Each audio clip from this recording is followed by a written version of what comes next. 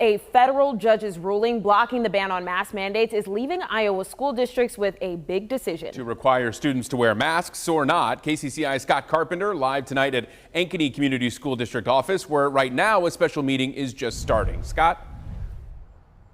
Yeah, James and Rhea, the Ankeny Board of Directors meeting just now to review some policy and go over that mask mandate potential. They're going to hear from their legal team and then decide what steps to do going forward. Now, there was a small group of protesters out here just minutes ago. They have since gone inside, and it's sure to be a contentious debate because whatever decision is reached will be controversial.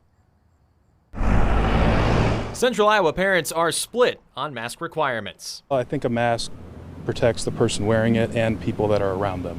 We should be pretty ready to take care of our collective good, and public health seems to fall very naturally into that. A number of parents I talked to did not want to go on camera, but say they do not support their children being required to wear a mask. Jeff Farman started a petition online opposing a potential mask mandate, but he was not available for comment today. The petition states that Ankeny parents signing are willing to remove their children from the district by October 1st if a mask mandate is put in place.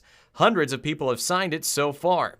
The Ankeny School District tells me the board will not make a decision on a mask mandate tonight, but they will hear from their legal team and discuss the next steps. Special school board meetings addressing masks are starting to be held across the state. Urbandale Community Schools will hold a meeting open to the public tomorrow to consider mask usage. And the special session here in Ankeny is officially underway. KCCI's Kayla James is inside. She will present what she sees tonight at 9 and 10. We're live in Ankeny. Scott Carpenter, KCCI 8 News, Iowa's news leader. Looking forward to that coverage. Scott, thank you. Although the federal judge's ruling now allows school districts to impose mask mandates if they choose, many are not right now. We checked with Des Moines, and while Des Moines school will start requiring masks tomorrow, others not so much. Waukee says masks will remain a suggestion, at least for now. Ames School Board will discuss requiring masks at a special meeting tomorrow night. Johnson School Board plans a meeting tomorrow morning where the superintendent will recommend a mask mandate. It's important to remember the judge's pause on the mask mandate ban is temporary. KCCI's Cynthia Fodor tells us what to expect as this legal battle plays out. Cynthia.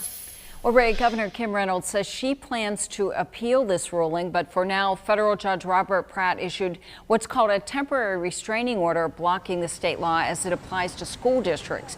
That remains in full force until the court enters an order at the request of the state for a preliminary injunction.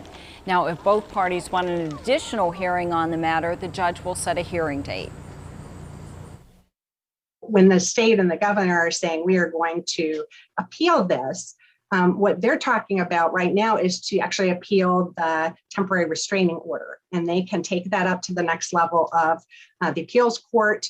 And then if the appeals court turns it down, they can continue up all the way to the Iowa Supreme, or to the U.S. Supreme Court to make a determination about whether or not a temporary restraining order is appropriate. Now, the state attorney general's office sent me a statement saying, in part, we are evaluating the ruling and continuing to defend the law. We plan to discuss this and determine the next steps. Rhea? Thanks, Cynthia. While Iowa school districts are debating mask mandates, the state's public universities still do not have the option to issue a mandate because the federal judge rule blocking a ban on mask mandates only applies to K through 12 education. So it does not affect Iowa State, UNI, or the University of Iowa.